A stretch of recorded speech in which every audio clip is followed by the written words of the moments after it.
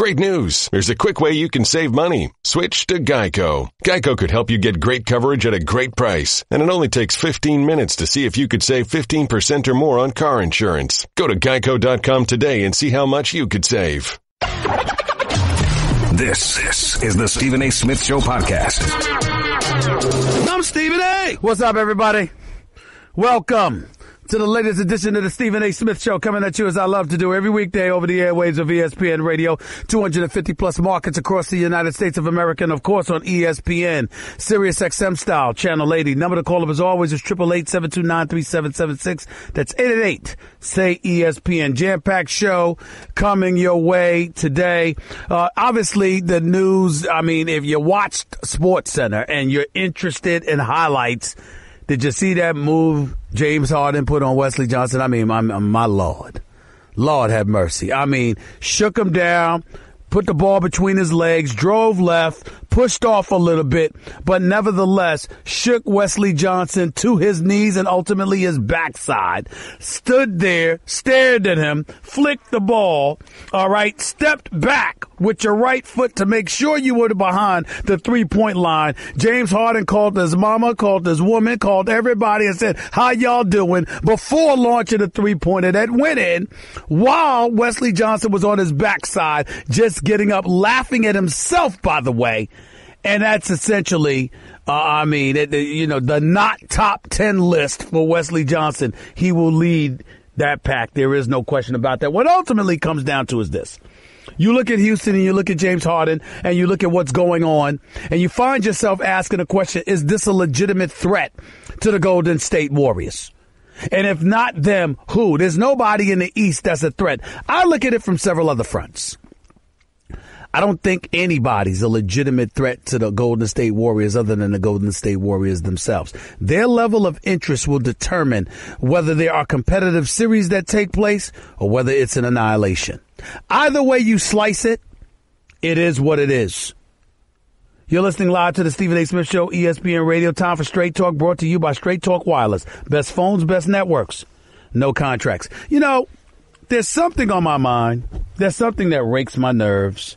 You know, and I got to admit to you, it's kind of hard for me to hold back from saying this. I mean, I think about Dolan in New York. I think about Gilbert in Cleveland. I think about Buss when he was running the Lakers. I'm trying to be cool. I'm trying to be nice. I'm trying to be calm, cool, and collected. But we have this debate going on because of what I read to y'all yesterday in regards to Adam Silver, the commissioner of the National Basketball Association, sending out this letter to teams, essentially saying to them, don't be stupid enough to get caught tanking, because if you do, there's going to be severe penalties. He's essentially acknowledging the fact that there are teams that will try to position themselves for what's best for their future. And as a result, you know what? You still have to put a product on the floor where guys are actually going out there competing and trying to win. I get all of that. And I understand that. And I understand why the commissioner would feel the need to send that message, because essentially what you're doing is imploring teams not to be stupid enough to flagrantly expose and display what they're doing. I take it a step further and I think of things differently. I was told yesterday, League's Board of Governors met in New York. That's the 30 league owners and what have you. About 9 teams in the NBA are not doing so well, although the league as a whole is flourishing very, very much so. But when you look at a team like Memphis, maybe you should consider moving to Seattle. When you look at a team like Charlotte, maybe you should consider moving, even though I'm not sure Michael Jordan is willing to do something like that. But it's all about the business of making money, and I get all of that. Here's what's raking my nerves to no end, to the point where it's making me emotionally and verbally volatile. I really have a big time problem when people walk around acting like this process that the Philadelphia 76ers invoked years ago when they were losing games on purpose, stinking up the joint, being god awful and unapologetic about it while telling their fan base exactly what their intentions were. I have a problem with people, A, who give the impression that that's okay, and B, that the fans agree with them. Because I got news for you. You shouldn't. You can sit up there and say what you want. I'm not trying to sit up there and say that, okay, James Dolan has been god-awful as an owner and a steward of the New York Knicks franchise. And as a result, where are you going? Might as well tank the joint. What sense does it make to be middle of the road? I'm not trying to say that I don't understand that thinking. Here's my problem with it. Who says stinking up the joint and stockpiling draft picks and building through the drafts is the only way to be successful? There are a multitude of ways to do it, and it can be all-inclusive. You don't have to just do the draft. You don't have to just do free agency. You don't have to just create cap space. It's a combination of all of those different things. But what rakes my nerves and gnaws away at me to no end is this notion that we sit here in America today with billions of dollars at stake, with the multi-billion-dollar television rights deals that are negotiated by leagues, whether it's the NFL or the National Basketball Association or anything else. And we send 18 and 19 and 25-year-olds out there to compete. But grown-ass men who are executives get to sit there and tear the pass. So as an executive, let's be clear. You don't have to be great. It's okay. Stick up the joint. It's all right. Don't even worry about it. You can stink. You have our blessing to stink up the joint and lose day after day after day. And it's okay while you send the kids out there to compete, imploring them to do their best. And oh, by the way, holding them hostage by dangling dollars in front of their face and saying, you produce, we'll give you this money. You don't, we won't. But it doesn't apply to you as an executive? What sense does that make? What sense does that make? Woman or man, black, white, Hispanic, or beyond, young or old, any executive out there, I dare you to call up this show and justify that.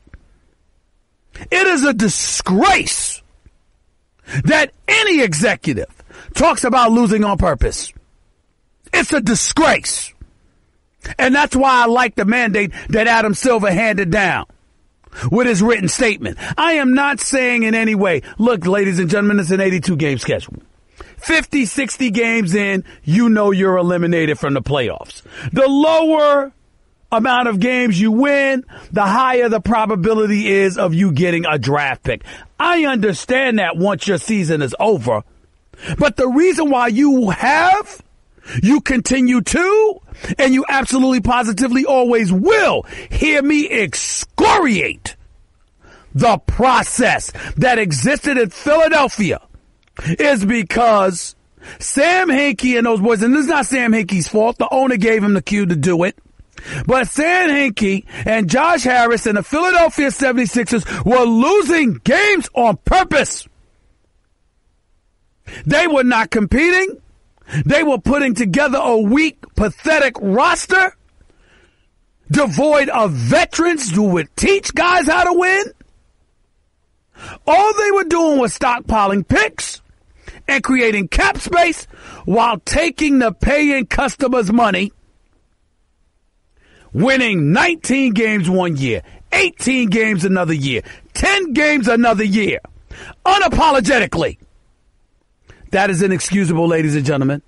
That cannot be allowed. And Adam Silver saying what he said was exactly the right point to make because it is disgraceful. And all I'm asking is a simple question. If the executives don't have a license to compete, who the hell are you to tell the players they need to? I mean, if we're going to lose on purpose, let's all lose on purpose. Why don't the players get a pot belly like myself? Why don't the players go on the beach and chill out and don't work out? Why don't they eat cheese doodles for dinner? Why don't they eat McDonald's or KFC for breakfast? Why don't they do, why train? Why do anything if you try to lose on purpose? I'm just saying. 888-SAY-ESPN. It's 888-729-3776. That was Straight Talk Wireless. Nationwide coverage on America's largest and most dependable 4G LTE networks. Got some football items to get into as well. Plus, this topic is hot on my mind. Stick around. Don't touch that dial. I'm just getting started. You're listening live to the Stephen A. Smith Show. ESPN Radio. You're listening to the Stephen A. Smith Show podcast. Couple of things to get into.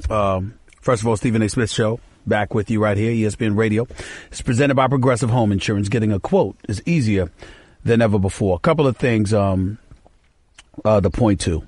First of all, on behalf of the Stephen A. Smith Show, I want to extend my prayers, and I want everybody out there to extend our prayers to Buffalo Bills legend Jim Kelly.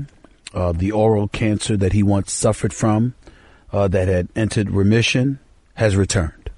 And so we wish him nothing but the best. Our prayers are with him, hoping that, this is a battle that he'll continue to fight, and he will continue, and he will strive to win. So we're wishing him and his family, letting them know our prayers are with them. We're wishing them nothing but the best. Our prayers are with them. And we hope that somehow, some way, he's able to win this battle overall and continue to have a long and fruitful life. Our prayers are with him on behalf of the Stephen A. Smith Show and all of ESPN, to be quite honest with you. That's number one. Number two, y'all remember that wide receiver that used to play for the Carolina Panthers? Remember that dude, Ray Caruth, that Steve Harvey joked about in Kings of Comedy, that they found him in the trunk of the car?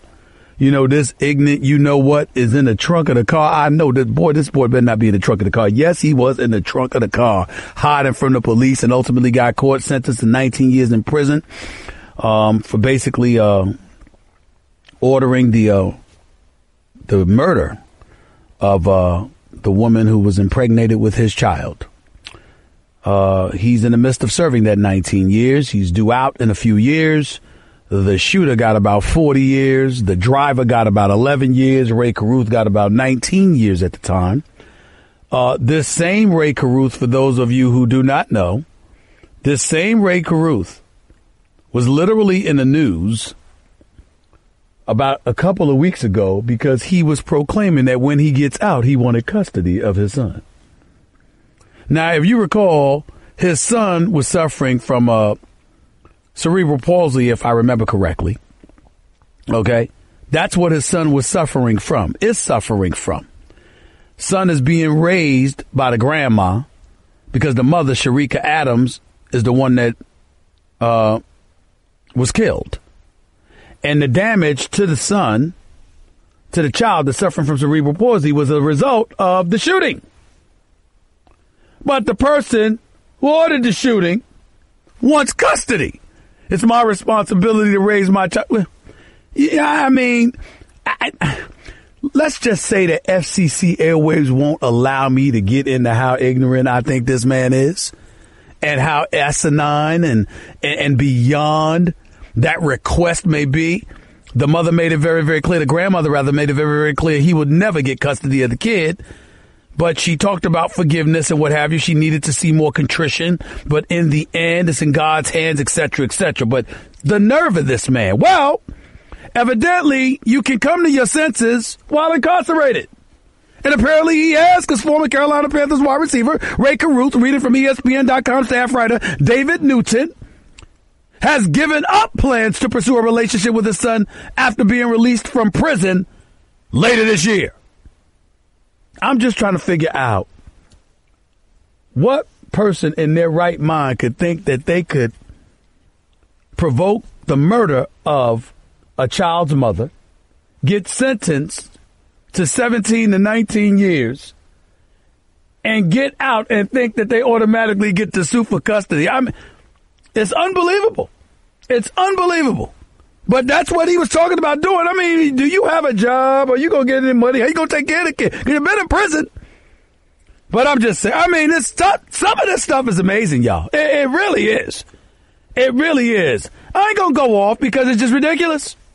It's just utterly ridiculous. This is even a topic of conversation. But it is what it is. 888-729-3776. That's 888-SAY-ESPN. A little bit later on in the show, I'm going to get into Marcus Peters and the words that came out of his mouth. I'm going to get into Kirk Cousins and his situation as to whether or not the Redskins should franchise tag him. I'm going to get into the Dallas Cowboys and rules for Ezekiel Elliott. There are none, but should there be? All of that and more coming up as the show progresses today. I'm still of the mindset that the Jets should pursue Kirk Cousins. I'm still of the mindset that the Giants should be looking for a new quarterback.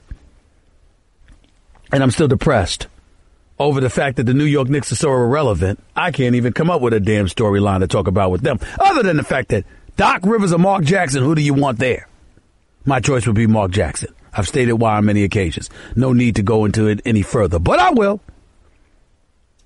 To the phones we go at 888-729-3776. Jay in Long Island, you're live with Stephen A. Talk to me. Hey, how's it going, Stephen A? Talk to me, my brother.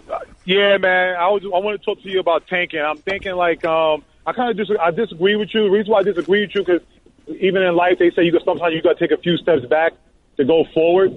So when you think about tanking, it's like, especially when you're dealing with some of these franchises, it's like how many free agents really going to go to when they would have Seattle, going to go to Seattle or Utah or Denver. You have to put your chances in the draft to get a Durant. You have to put your chances to get a Harden. Like, people are not just going to those cities. So if you don't get a big name person in some of those smaller markets, through free agency, which you're not going to get, the only way you're going to get those people is through the draft. Stop right there. Stop right there. See, you being slick. What's the name of this show, Jay? Stephen A. You know you ain't getting away with that, brother. You know exactly what the hell I'm talking about when I'm talking about tanking. I am not talking about positioning yourself for a particular draft because one season you're struggling and the tail end of the season is approaching. So let's go that route. That's not where I'm going. I'm saying you think a team should spend years losing on purpose and be able to announce that to the public? You okay with that? Well, I don't think they should announce it to the public, but folks ain't stupid either. But let me ask you this question, Jay. Do you believe, and this is a two-part question, stay with me, I just need an answer before I let you go off, all right? Two-part question. A, you believe a team should be allowed to tank for years? Yes. All right, okay. Number two. If you believe a team should be tanking for years, what is the purpose of an executive? To build a team. So what I'm saying to you is this. If you can lose, can I ask you a question, Jay? If you had the license to lose on purpose for 3 to 5 years, like the Sixers tried to pull off, isn't it fair to say, Jay, that you could be an executive? Yes, or me? Sure. Can I ask you? Yes. Sure. Can I ask you a question? Sure. Okay, now let me ask you a question. You said yourself, right? You said who is going to win a championship this year and last year and the year before? Who did you say was going to win a championship? I thought the Warriors. You said you don't see anybody beating the Warriors, right? That's right. Okay, so if you don't see anybody beating the Warriors, and I'm a franchise on the rocks, right, why would I throw all this money to some of these people, to some of these other free agents that's not better than Durant, not like a top all right, well, player? let me respond to that. Did Michael Jordan always have the best team? No. Exactly. But somehow, some way, he was 6-0 with 6 NBA Finals MVP because he was such a superstar that it didn't matter. LeBron James is a superstar. I know that Golden State's a better team, but if LeBron James went absolutely, positively ballistic, is it possible Cleveland could take him? If James Harden goes absolutely ballistic, is it possible Houston could take him? Yes, but what about Denver? Denver might make the playoffs. Don't get into semantics. What I'm saying to you is that it is possible that the best team may not necessarily win because basketball is an individualized enough sport where a superstar can tilt the scales and make a difference. So if that's the case, why can't you approach it from that angle? Agree with you, but how do you get a superstar? If you don't have a superstar that's going to come to your team, right, Steven? If you don't have a superstar that's going to come to your team through free agency, how am I going to get a superstar? I'm answering your question because I got to get ready to go, and I appreciate the call. Here's my answer to your question. Michael Jordan was the number 3 pick. Houston could have grabbed him number 1 instead of grabbing Hakeem Olajuwon. Portland could have grabbed him number 2 instead of drafting Sam Bowie. It doesn't mean there were misses. It doesn't mean there weren't misses. Superstars get missed all the time. You never know. And I don't know any executive anywhere else that gets paid to underperform. That's what's happening. And that's what needs to be addressed. 888-729-3776. That's 888-SAY-ESPN. By the way, I'm trying to work on my snoring, in case y'all didn't notice, because I need more energy, in case you didn't notice. And the way to deal with that is to connect myself with Zeepa. It's the only snoring solution of its kind. If you or someone you know snores, you need to get a Zeepa because it's a game changer. That's why, listen, I used to be just like you. I'd wake up tired all the time after snoring all night long. But that was before I started Zeepa. Now I wake up feeling great, refreshed, and energized. In case you didn't notice, when you get great sleep, you feel better. You have more energy. And if you have more energy, Lord knows what kind of things you can do.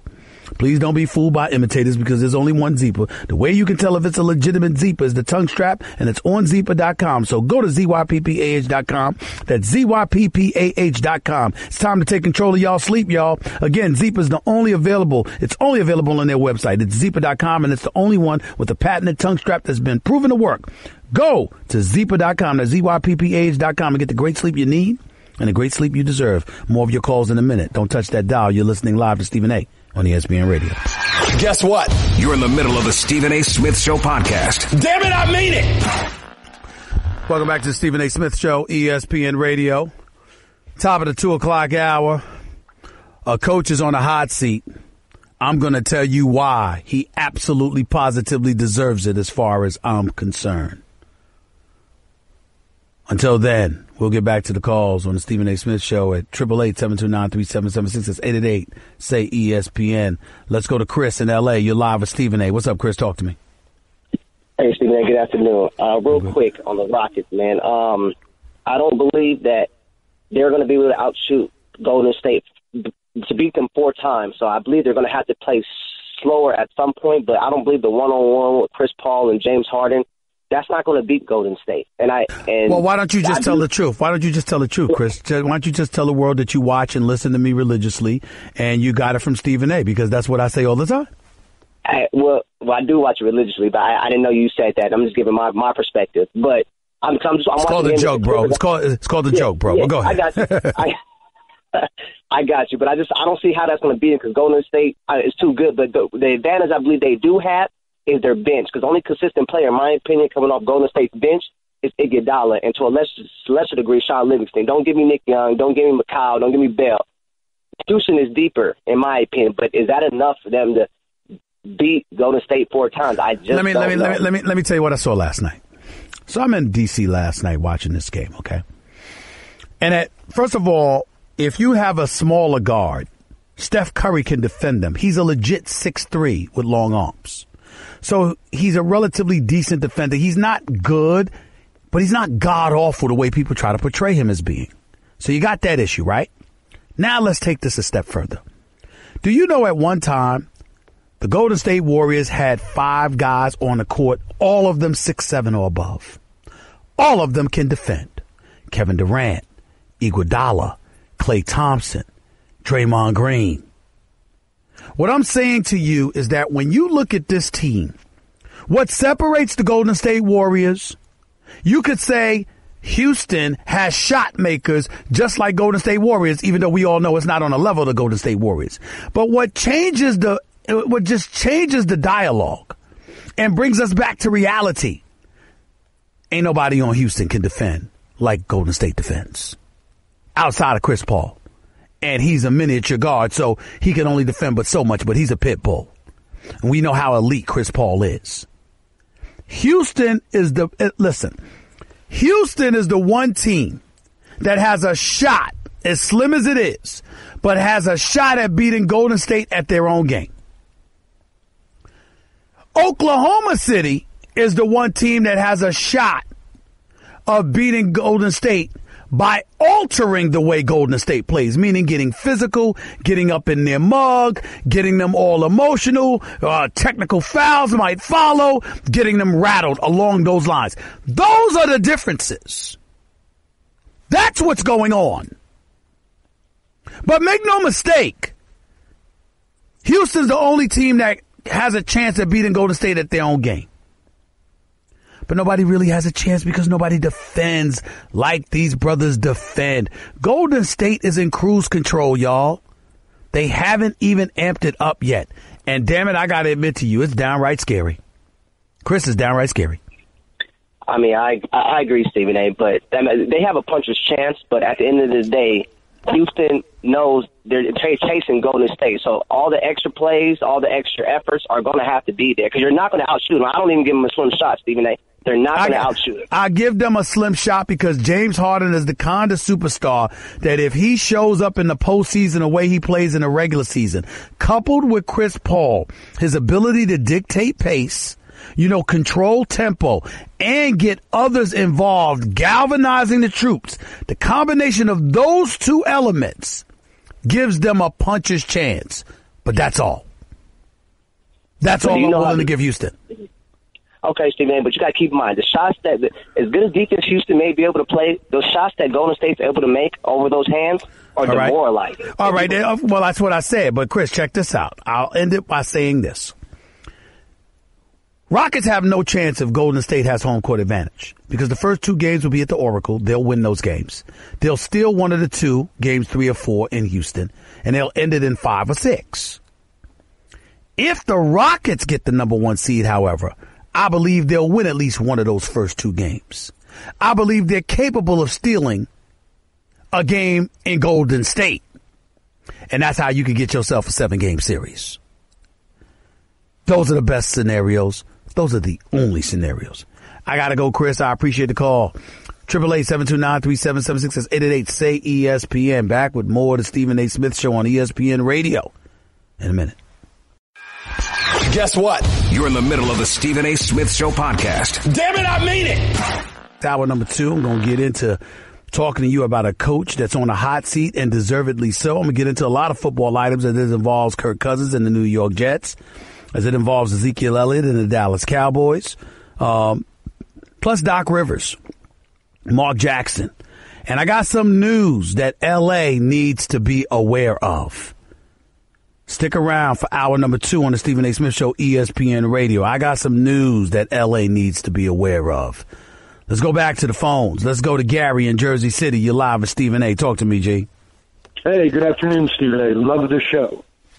I would like to thank you at the top just for your tempered and nuanced attitude towards race and ethnicity. It's something that's much needed at the current time and always. So you do a great job at it. Thank you very much, sir. I appreciate it. No, you're welcome. I wanted to there are 2 things I wanted to address. Number 1, I was thinking about the problem with the NCAA and players getting paid. Wouldn't it make sense, or do you think it would make sense, to just establish the G League, eliminate the ability for 18-year-olds to just jump to the pros, and for the guys who want to go to college, use the baseball model and have them sign on for 3 years? And they get paid. And well, listen. Let me say this. I can't think about all of that right now. I mean, I like it, but I will tell you this. I'm a proponent of anything that gets athletes paid, but I also want to emphasize that while I am a proponent of student athletes not being exploited, I'm a proponent of eradicating this notion of amateurism in college sports when administrations get paid, but these guys do not. I also want to emphasize this. I am a capitalist. Everyone doesn't deserve the same. A football player at Alabama deserves more than a football player at Villanova. A football player at Michigan or Ohio State or even Oregon, for crying out loud, or Oklahoma or Georgia, they deserve to get paid more than some dude at Drexel. Okay? And in basketball, you North Carolina, you Duke, you Kentucky. The money needs to be a little bit different than if you are at North Dakota State. I'm sorry. That's how it is. There's a capitalistic society, and let's stop hiding behind that reality and embrace it. I'm telling you right now, Gary, I work for ESPN. Y'all could call me an arrogant SOB or whatever you want to call me. Damn it, everybody don't deserve to get paid as much as me. I'm going to tell you right now. Not with the work that I put in, my understanding of the fact that this is a revenue and ratings business. If I'm bringing in revenue and I'm bringing in ratings and I'm doing it at a higher level than anybody else, I deserve to get paid more than anybody else. That's how I'm a capitalist. And damn it, that's the American way. And I refuse to apologize for it. What about you, Gary? I totally agree. And I think it's amazing that you're getting more paid for your intellectual ability and not for your athletic ability. and that is not something that ever comes to the table. I'm a former AP student, so I completely agree. And I understand the exceptionalism of the athletes, but I find it amazing that it's only applied to one arena. Now, Fair enough. Being stated, go ahead. That being stated, go ahead, Gary. The other thing that I was going to bring up is that the reason that teams are allowed to tank in the NBA is because you have a closed universe where there is no punishment to the corporation that finishes last. That's fair. That's fair, but that's because, listen, that's because finishing last is punishment within itself. I got to get ready to go, Gary, but please understand that's what they're saying. Finishing last is punishment in and of itself. So really, I think it's incumbent upon the fan base out there to say, okay, you stink up the joint, we're not going to support you, because that's the ultimate form of discouragement. Like, Gary, I would tell you that when we sit up there and give these endorsement deals and these mega dollars to people who never win, we don't help ourselves. Where's the incentive to win if you're rewarding losing? I totally agree, and that was why one of the reasons I called was about the whole non-capitalist society that's Europe. They have in all their professional leagues relegation. So if you're in the bottom three and you stink, got it. You go to the minors. Gary, I got to run, but please call back. Let's continue this conversation down the road. Thank you so much for it, buddy. Thank you. Let's go to Rock in North Carolina. You're live with Stephen A. Real quick, Rock, go ahead. Hey, how's it going today, Stephen A? I'm good, brother. Talk to me. Yeah, I'm real excited of seeing the Rockets play, but I'm thinking the only way they might have a chance in order to beat the Golden State Warriors, they're going to have to play team deep. It's not going to be standing around, passing the ball around, and going one-on-one. They're going to have to play some straight-up defense. They almost have to play almost a flawless game. And Rock, don't leave out the fact they're going to have to share the basketball. James Harden, is special and phenomenal and fantastic as he is, you are not beating the Golden State Warriors dribbling the basketball and dancing on dudes in isolations. It's not going to happen. You're not, I promise, America, it will not beat the Golden State Warriors. They're too lethal. They're too lethal and too lethal defensively. They're not going to let you do that. They're not going to let it happen. One more thing, sir. Go ahead, real quick. One more thing before I go. Hurry up. I'm getting married tomorrow the 17th. I need a mother and son dance song. I chose Happy Feelings. Hold on, stop right there. So you're getting married tomorrow. Yeah. And you need a mother, and you need a mother and daughter dance song? No, a mother and son dance. A mother and son dance song. All right. Latest, greatest inspiration, Teddy Pendergrass. You just keep on lifting me up now. Remember that song? No, who seen that? I didn't hear that. I think it was Teddy. Go to the movie. Do you remember the movie The Wood with Omar Epps and Taye Diggs and those boys? They played it when Taye Diggs was marrying Lisa Ray. Go to that movie, hear that song, and play that. I got to bounce. Now get on out of here. I'm the Love Doctor. Hour number 2 of the Stephen A. Smith Show up next on ESPN Radio. Some football to get into and a coach on a hot seat. Don't touch that dial. That's just a sample of what you'll hear on the Stephen A. Smith Show. Weekdays at 1 p.m. Eastern on ESPN Radio and the ESPN app.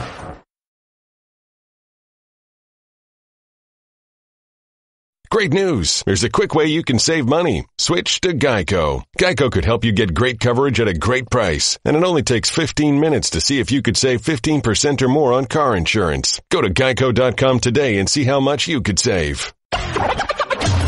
This is the Stephen A. Smith Show podcast. I'm Stephen A. Welcome to hour number 2 of the Stephen A. Smith Show.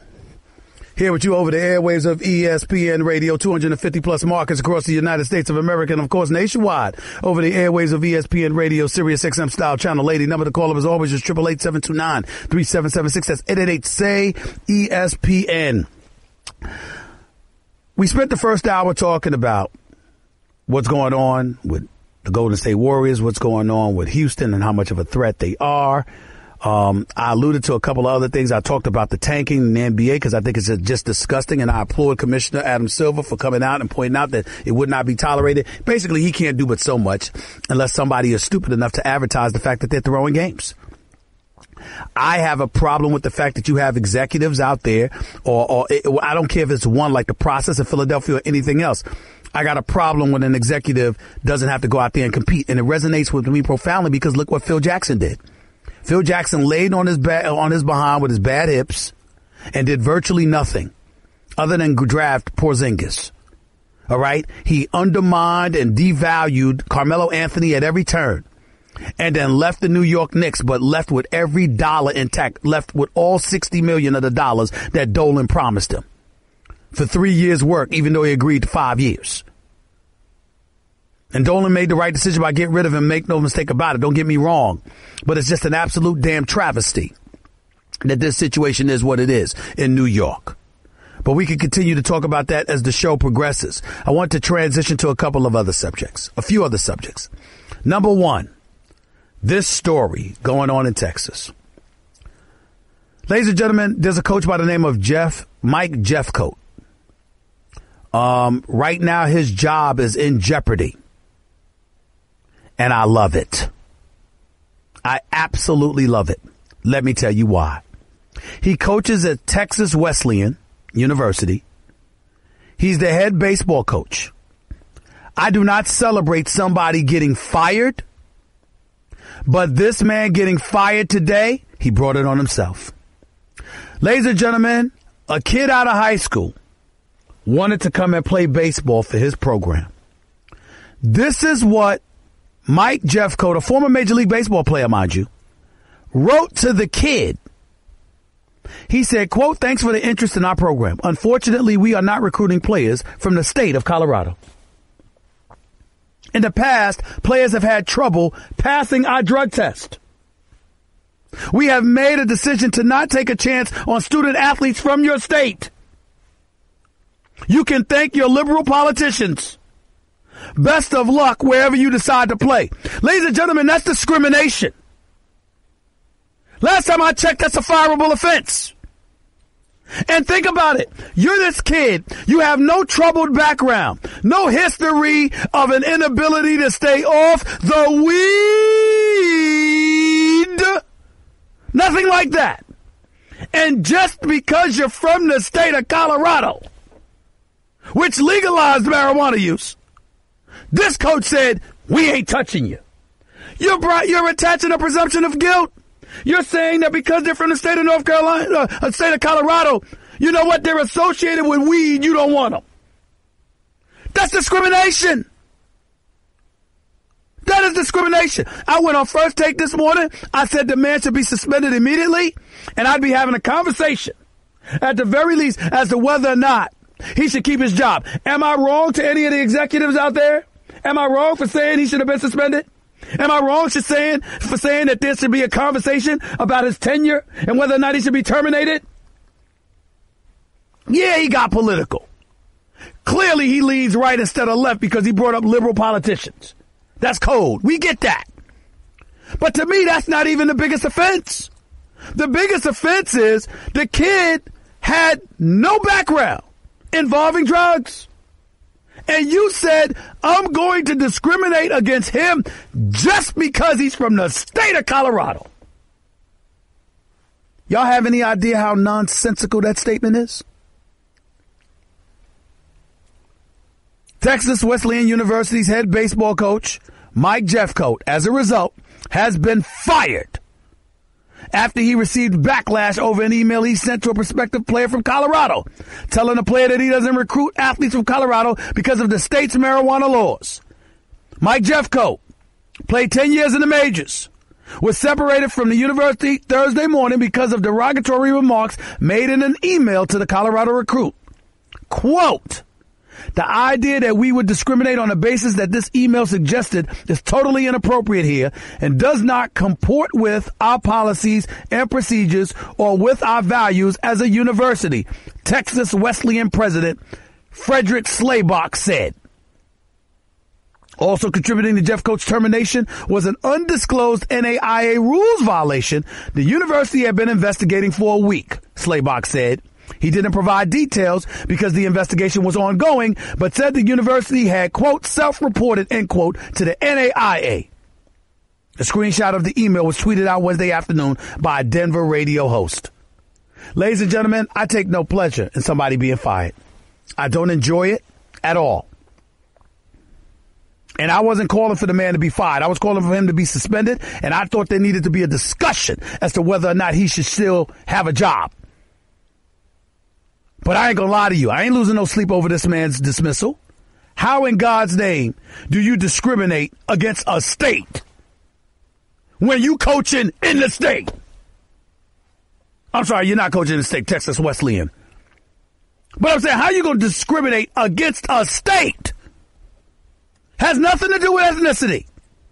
Nothing like that. You're discriminating against somebody just because of where they preside. It wasn't this kid's fault that he lives in Colorado. What's he got to do with that?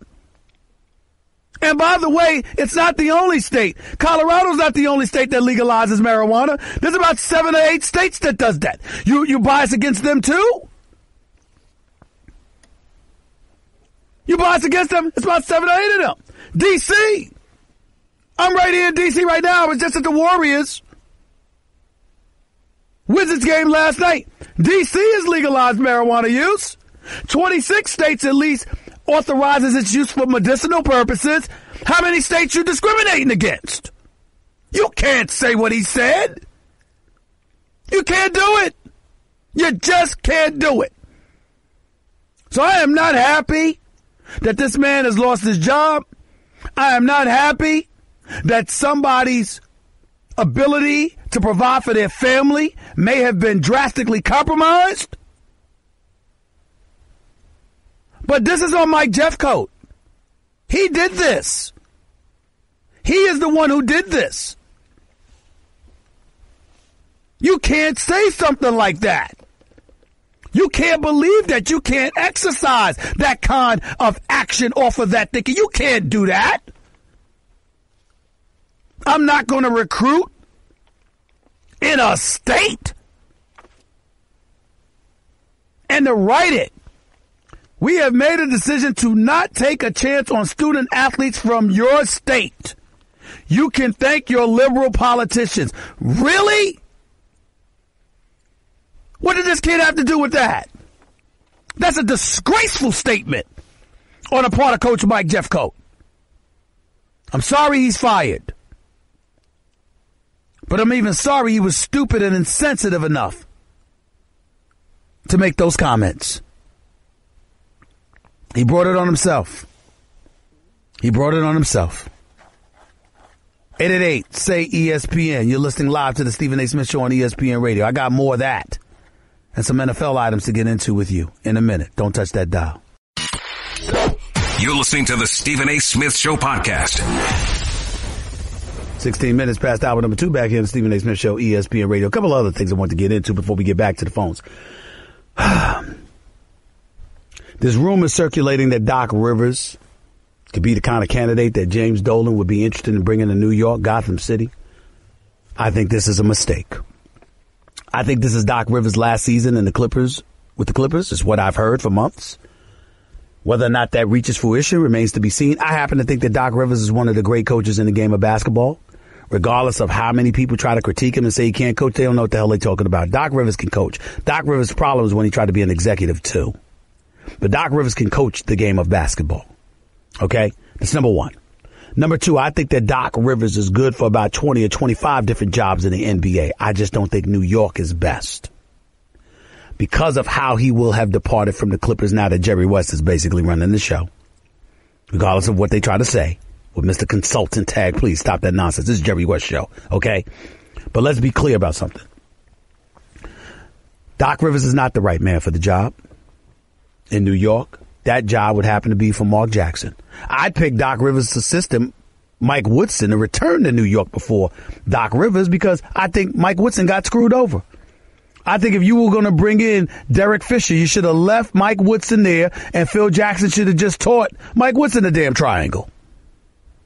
That's what I think. But having said all of that, let's be clear about something. I mean, after all, Mike Woodson did end a 13-year drought as Atlantic Division champions with the Knicks when they won 54 games that season. But that's neither here nor there. Let's get to a bigger issue. We need to understand what's going on in New York City. The New York Knicks have been so pathetic, so moribund, so demoralizing to the psyche of basketball fans throughout this city and beyond, in its outskirts. You don't just need a coach. I don't think Jeff Hornacek could be gone because he can't coach. I think Jeff Hornacek can coach. I think he's a quality guy. I just think he deserves to be back in Phoenix. Because in New York, something different is required. And what's required in New York is somebody with the capability to galvanize the troops. And more importantly, to coax New Yorkers into giving them the benefit of the doubt. Phil Jackson was supposed to be that guy. But Phil Jackson would speak in September and then disappear until April, with the exception of a few tweets he would throw out there, being all passive aggressive. Carmelo Anthony was the spokesperson. You can't be the spokesperson when you then got to turn around and go out there and perform on a night in, night out basis. We'll want to hear what Carmelo Anthony says when he drops 40. When he drops 15 on 5 or 30 shooting, we don't want to hear that. We don't want to hear from him. So that's your problem when a player is your spokesperson. So what you have to do is, why Mark Jackson? First of all, he could coach. Secondly, he proved that in Golden State before he was disallowed the ability to finish the job. Thirdly, and more importantly, when you look at Mark Jackson, here's what transpired. Mark Jackson was the one that wanted to keep Klay Thompson, didn't want to trade him for Kevin Love. Mark Jackson was the one that wanted Iguodala on the squad, but without giving up Klay Thompson. Mark Jackson was the one that drafted Draymond Green. Mark Jackson was the individual that was out there. Mark Jackson's the individual that grew up in Queens, that played in O'Connell Park and City College in the summertime and Rutgers League. He's the one that went and starred at St. John's, but was a reserve before that when they went to the Final Four. He's the guy that ultimately came out in the draft, was drafted by the New York Knicks like 18th overall. I believe it was in 88, and was Rookie of the Year for the New York Knicks under Rick Pitino. That's that Mark Jackson. And that Mark Jackson is the one that could get in the front of the microphone because of his principled positions about the way things should go down. And when he speaks, he'll be like E.F. Hutton. New Yorkers will listen. And when he talks, you'll be inclined to give him the benefit of the doubt. That's what Steve Mills needs, so he can operate in the dark. That's what Scott Perry needs, so he can operate in the dark. That's what James Dolan needs, so he can continue to go and play his damn guitar. That's what you need. You need somebody that can hold it down without you even thinking about the front office or ownership, because they got all of this lower level stuff handled. That's Mark Jackson. Doc Rivers is accustomed to being an executive now, not just a coach. Doc Rivers has got more basketball than most of us know. You really think he's going to want to answer to Scott Perry or Steve Mills? I don't think so. That's why Mark Jackson is the right man for this job. In L.A., as I told y'all about some news, I wish I had similar sentiments for Luke Walton. I do not. Luke Walton might be in trouble, y'all. I personally think he's doing a decent job this year, considering the talent. But what I can't escape is this feeling, this emotion that I have when it comes to Luke Walton. I cannot escape it. I just can't. And you know what that emotion is? When LeVar Ball called him out and talked about how he can't coach young players and that players in the locker room were talking about him, Magic Johnson didn't speak for 4 days. 4. And ladies and gentlemen, that just reminded me that Magic Johnson ain't the one that hired him. That was Jim Buss and Jeannie Buss. Luke Walton arrived there before Magic Johnson became president of basketball operations. And knowing Magic Johnson, everything about his history says he does things his own way. He's Frank Sinatra in basketball, doing it my way. And let me tell you something. Magic Johnson, with David Fizdale out there, the former coach in Memphis, don't think for 1 second that Magic Johnson ain't out there looking at options. If he's looking at other players, he's damn sure looking at another coach. I'm just of the belief and the mindset that David Fizdale could end up in L.A. And you know what the other reason is that I think is a really big-time possibility that David Fizdale could end up in L.A.? Because it would actually improve your chances of getting LeBron James. David Fizdale was the assistant coach in Miami. When David Fizdale got relieved of his duties in Memphis, who was the first voice to speak up for David Fizdale and how he was getting screwed over? It would happen to be King James.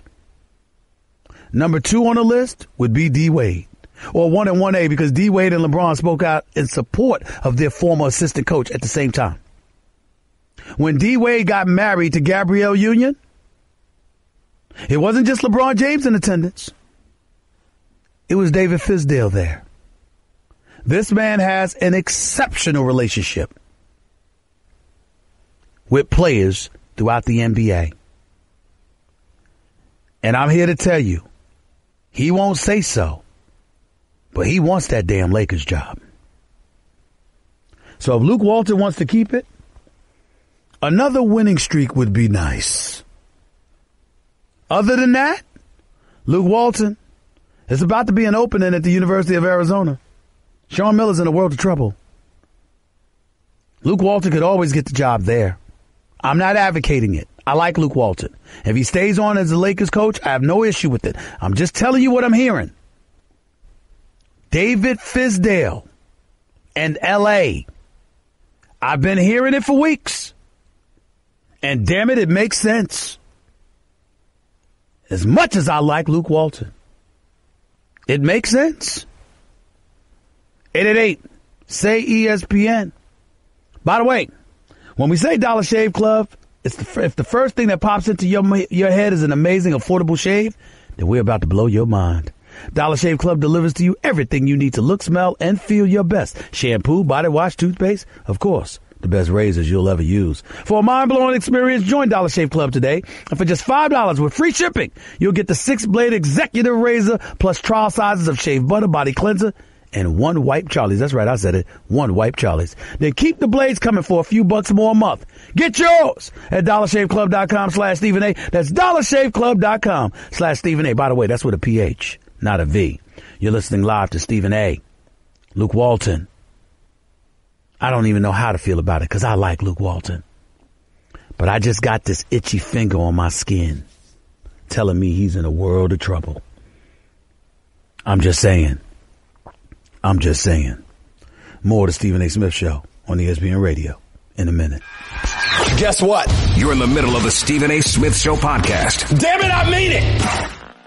Stephen A. Smith Show, ESPN Radio. Back to the phones we go. At 888-SAY-ESPN, that's 888-729-3776. Marty Moore in Syracuse. You're live with Stephen A. What's up, man? Not much, man. How you doing? All right, get that damn noise out of my background. I sound like a tractor trailer. What's up? Oh, man. All right, quick question for you. What year is it going to be when we see the Knicks in the playoffs? I tell you this much. I give it about 3 years. Possibly two if they make the right changes. Possibly 2. All right, man. I'm going to hold you to that. Thank you, man. Appreciate the call. Joey in L.A., you're live with Stephen A. Go ahead. Hey, what's up, Stephen A.? Thanks for taking my call. My pleasure. Go ahead. I'm going to say this up front. Like a previous caller said, I've been watching you and listening to you over the years, and I've agreed with everything you've said about Mark Jackson being the right man for the job in New York, dating back to, winning Rookie of the Year, being a guy from New York. But the biggest thing to me about him is he's not a guy who's just going to conform to what people want. He's going to say what's on his mind, and he's not going to apologize about it. I agree with you. More importantly, but that's not the biggest reason. The biggest reason I'm a proponent of Mark Jackson as the coach is because this is New York City, and we need one of our own. Like, for example, no knock against Steve Mills or Scott Perry. I know both of them. Got love for both of them, and I wish them nothing but the best in doing a good job. But let's just say, for the sake of argument, Joey, that they weren't there. Mark Jackson, I would be a proponent as a head coach. Do you know who I would pick to be my GM or president of basketball operations? Who? Kenny Smith. Ooh, Kenny the Jet Smith. Kenny the Jet Smith. And was a very good player, too. Archbishop Malloy, University of North Carolina, All-American. Oh, by the way, two-time champion with the Houston Rockets, firmly established and entrenched as one of the elite basketball minds in the world. It's not just, listen, these are friends of mine. In interest of full disclosure, but they're not friends because I grew up with them. They're friends because ultimately our paths crossed in this profession. I grew up in Hollis. I didn't know Mark Jackson down the block at O'Connell Park. I didn't know Kenny Smith and Archbishop Malloy. I knew his brother Vincent because his brother Vincent trained me and helped me get a basketball scholarship to college. But let's be clear. Let's be very, very clear. This dude, Mark Jackson, in terms of being a voice that needs to be heard on a daily basis by New Yorkers, he is it. And if Steve Mills and Scott Perry were not in those positions, because I'm not advocating that they be gone, because I got love for both of them, but I would love for Kenny Smith to have been an executive in New York. That man knows his basketball, and he cares. And we all care about New Yorkers. Let me tell you something right now. I travel across this country. And I love me some L.A. I'll be the first to admit I love me some L.A. Palm Tree Sunshine, Rodeo Drive, Melrose Place, Venice Beach, and beyond. I love L.A. But I was born and raised a native New Yorker. And it sickens me how horrible the New York Knicks have been. And I'm telling you right now, Kenny Smith, Mark Jackson, aligned with Steve Mills, who's a New York native.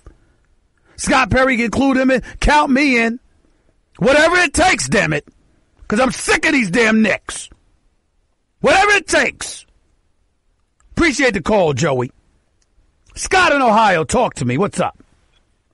Hey, Stephen A. Just wanted to touch on Mike Jeffcoat real quick. I mean, really, it's not a bad policy if he's not recruiting those guys from Colorado if he had been burned multiple times in the past. I'm not talking about a one or two off, but if he had continuously had those issues, it's not a bad policy. Stop right there. Stop right there, Scott.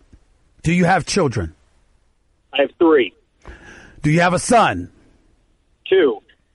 Do any of your children use marijuana or any kind of drugs? Hopefully not yet.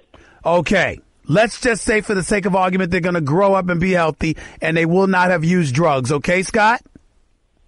Yeah. What if Jeffcoat had wrote a letter to your child saying, we will not consider you for our school because we don't recruit players from your state due to its drug policies?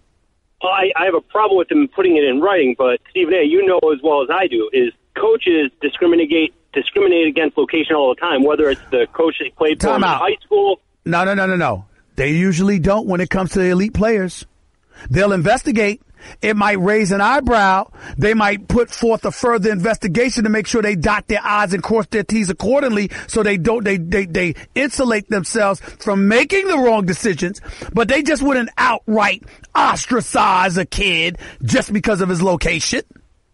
Well, this is an NAIA program, so we're not talking about elite. I mean, I understand it could be very good, but it's not the same as... With all due respect, Scott, that's an ignorant statement on your part. Do you know why?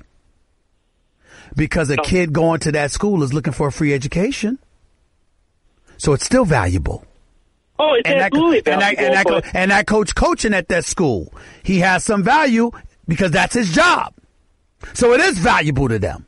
And you can't minimize that and saying this ain't the NCAA, it's not some big time institution. No, it matters, bro. Particularly with the cost of living in today's generation, and in terms of not just inflation. What about educational inflation? This stuff matters. Well, aware of that. I wouldn't have been able to go to school without my scholarship. But at the same time, to put them on the platform, you even said elite level athletes. they're going to overlook this. I'm just saying it wasn't. I'm just saying, but it's all relative. Elite for NAIA, because that's the competition you're going up against, counts. And you can't ignore that either. But I get your point, and I appreciate the call. 888-SAY-ESPN. It's 888-729-3776. Last segment of the show. Your call's coming up next. I'm not finished with you. It's Stephen A. on ESPN Radio. Guess what? You're in the middle of the Stephen A. Smith Show podcast. Damn it, I mean it! Back to the phones we go before we get on out of here for the day right here on the Stephen A. Smith Show, ESPN Radio. Let's go. Back to it. Let's go to Stephen in South Dakota. You're live with Stephen A. Talk to me. Hey, Stephen A. How's it going? I'm good. Talk to me. What's up? I just want to know why Magic Johnson thinks that we need two superstars on the Lakers when they think that Brandon Ingram, Lonzo Ball, Kyle Kuzma are special. That's a young core. If you get two superstars in there, they're not going to want to take a back seat to develop these guys into what that they can be. You got to listen. You got to listen. You got to listen to the English language. Nobody said two superstars. They said enough cap space to lure two superstars. You can divide that up to three different players. The fact is that what you want to do is you want to get a star here because it's the business of basketball. Why do you think Lonzo Ball was drafted over Jason Tatum? Or De'Aaron Fox, for that matter, or Dennis Smith Jr., or Donovan Mitchell? He was drafted number 2 overall by the Lakers because he's from Chino Hills, because he started at UCLA, and the Lakers knew they'd be able to sell tickets, man. That's why. That's why. So it's the business of basketball. That's why you need at least one star.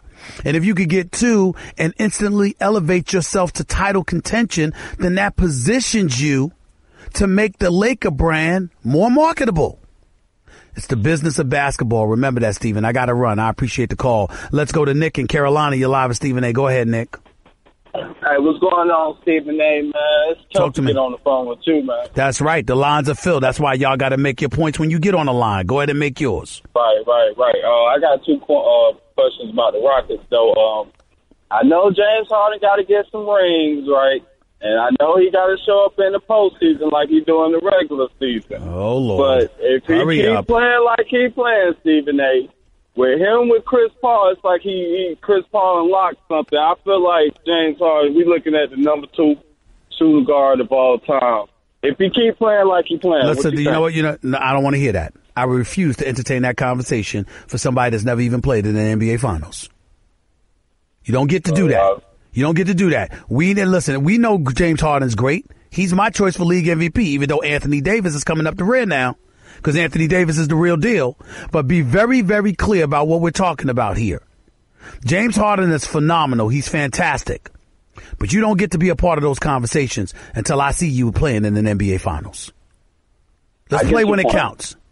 I got to run, though, but let's talk about this tomorrow. Appreciate the call. Let's go to Mac in Maryland. You're live with Stephen A. Real quick, Mac, go ahead. Hey, Stephen A., I just want to talk to you about Kirk Cousins going to the Jets. I mean, okay. I'm from the area. I see Kirk Cousins play, especially in those big games, and he shrinks, and I'm a New York Jets fan. I'm from Maryland. Kirk Cousins doesn't elevate my franchise. He keeps us at a steady pace. He may take us to the playoffs where we haven't been in 7 years, but he doesn't elevate my franchise. I believe he needs another superstar around him to make him a quality quarterback, not a goof. I think the system he was put in with Jay Gruden in Washington, it played to his strengths. They masked a lot of his weaknesses, but I don't see him as a $100 million guy. I got to go get this guy because he's going to elevate my franchise. I see him as a guy. He won't lose us the game, but at least he'll keep us in it. But the Jets need a lot more than that. What do you think about that? Well, I think the Jets need a lot more than that, but it starts with the quarterback position in the National Football League. If you don't have a quarterback, nothing else matters. And so you have to get a quarterback. I've said it before, and I'll say it again. I would trade my first, second, and third round pick for the next 3 years to get Aaron Rodgers. And I mean that from the bottom of my soul. You put that bad man in New York City, and you call it a day. That's what I would do. Appreciate the call. Michael in Jersey, you're live with Stephen A. Go ahead, Michael. Hi, Steven. What's up? I got to talk about my New York Yankees. I know it's spring training. I got spring fever. CC pitched 2 solid innings. I know it's his first start, but that's good for the new vegan, plant-based big man. And The young kid, third base, Miguel Andujar, making it look easy. 2 solo home runs. I think he's 6 for 12, 500. So I can't. Let me tell you who I am. Let me tell you who you're speaking to. I can't stand when people call me up all excited about a team in spring training. I can't stand it. It's 162 damn games for the year. I don't give a damn what they do in spring training. When it really, really counts, call me. I'm looking at Hicks in center field, Gardner and left, Judge and right. I got all of that. This kid Wade or Torres at second base, I like it. Gregorius, you know I'm a fan of his after what I saw him do in the postseason. Drury is no joke. Let's see if it continues. Okay, Bird is your first baseman. I get all of that. Okay, we got Giancarlo Stanton. We got Aaron Judge. We got Sanchez behind the plate. Listen, man, I love this lineup. It's high powered, but the pitching has to come through for you. I'm looking at these guys. I'm looking at a Chapman. I'm looking at a Betances. I'm looking at a Robinson, Conley, and these boys, and I'm saying, okay, you came close against Houston. Now what you gonna do now that you added Stanton to this lineup? What you gonna do? That's what I want to see, Michael. And I'm not seeing that yet because it's spring training, of course. Gotta run. Jeffrey in Ohio, you got 30 seconds. Go. Thanks for taking my call, Stephen A. Love the show. I got 2 things for you real quick. You got 30 seconds. Go. I just want to know what do you think the Cavs got to do to win the finals, and do you think they can do it this year? No, I don't think they could do it this year. They should have got themselves. They should have kept Kyrie Irving and made sure they didn't lose him personally. I just think that Golden State is so high powered. I think it takes nothing short of a Jordan-esque performance on both ends of the floor by LeBron James in order to pull this off, and I don't think that's going to happen. So I don't view Cleveland as that big of a threat. They can make it interesting, but that's about all. I appreciate the call. I got to get on out of here, y'all. Hope y'all enjoyed the show today. I'll be back in 22 hours. Lots of different stuff to get into. By the way, Deontay Wilder in his WBC Heavyweight Championship fight this Saturday night against the Cuban Luis Ortiz. I mean, these are 2 knockout artists going at it against one another. It's going to be live on Showtime. I got to make sure I watch that. Some NFL stuff to get into. We didn't even get into Ezekiel Elliott this year today with the Dallas Cowboys. We'll be talking about that and then some tomorrow, plus NBA action. So stick around. Don't touch that dial. I'll holler at you in 22 hours. This is Stephen A. signing off. That's just a sample of what you'll hear on the Stephen A. Smith Show. Weekdays at 1 p.m. Eastern on ESPN Radio and the ESPN app.